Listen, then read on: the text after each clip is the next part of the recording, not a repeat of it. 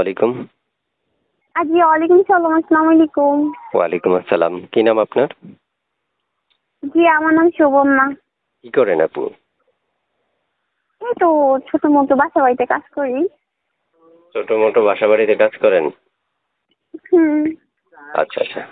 প্রিয় দর্শক, এবার একটু আমি কথা বলি। আমি যে আপুর সাথে কথা বলছি তার এক এক করে অনেকগুলো ডিটেইলস নেওয়ার চেষ্টা করব। কিন্তু বিস্তারিত শোনার জন্য পুরো ভিডিওটা দেখবেন, চ্যানেলটা সাবস্ক্রাইব করে তারপর ওনার নাম্বারে যখনই ফোন করবেন তখনই উনি ফোন রিসিভ করে আপনাদের সাথে কথা বলতে হবে। আগে চ্যানেলটা সাবস্ক্রাইব করতে হবে, এরপর ওনার নাম্বারে ফোন করবেন। আপু কল ধরবেন না কেটে দিবেন? না, না, অবশ্যই কল দিব। কল দিলে অবশ্যই কথা বলার জন্য রিসিভ করতেই হবে না?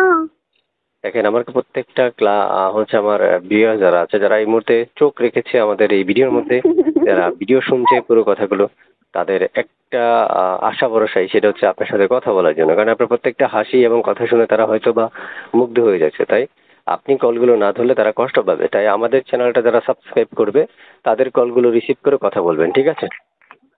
অবশ্যই, অবশ্যই, কেন না? আচ্ছা, কেন আসছিলেন একটু বলেন, আমরা একটু শুনি। আসলে কেন আসছিলাম একটা ভালো মনে মানুষের জন্য। যদি একটা ভালো মনে মানুষ পাই তাহলে ভালোবেসে তাকে বিয়ে করবো, এটার জন্য আসছিলাম। আচ্ছা, স্ক্রিনে আমরা একটা নাম্বার দেখতে পাচ্ছি। এই নাম্বারে কোনো ইমো, হোয়াটসঅ্যাপ, ইনস্টাগ্রাম এগুলো কিছু আছে? আর ইমো ফোন ছিল, আপাতত ইমো ফোনের ডিসপ্লে নেই, তো এই জন্য আপাতত ইমো ফোন নেই, বাটন ফোন আছে।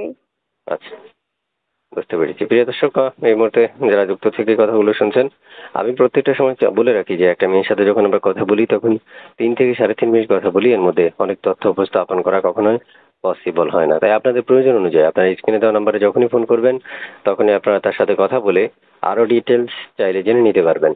এবং অবশ্যই অবশ্যই পুরো কথাগুলো শোনার আহ্বান করে রাখছি, চ্যানেলটা সাবস্ক্রাইব করার আহ্বানও করে রাখছি। আপু কেমন বয়সী চাচ্ছেন? মানে আপনি কি করেন বা পড়াশোনা কতটুকু করেছেন, এই বিষয়গুলো একটু বলুন। পড়াশোনা করেছিলাম, ক্লাস 7 পর্যন্ত পরীক্ষা দিয়েছিলাম, পরে আর আর্থিক অবস্থা হয়নি, লেখাপড়া করতে পারিনি। আচ্ছা, আমি বুঝতে পেরেছি। তো শুনতে চাচ্ছি যে আপনি যে আমাকে মানে যে নাম্বার থেকে ফোন করেছেন, আমি শুনতে চাচ্ছি যে আপনি আসলে মানে পরিবারে কে কে আছে, এই বিষয়গুলো যদি একটু বলতেন।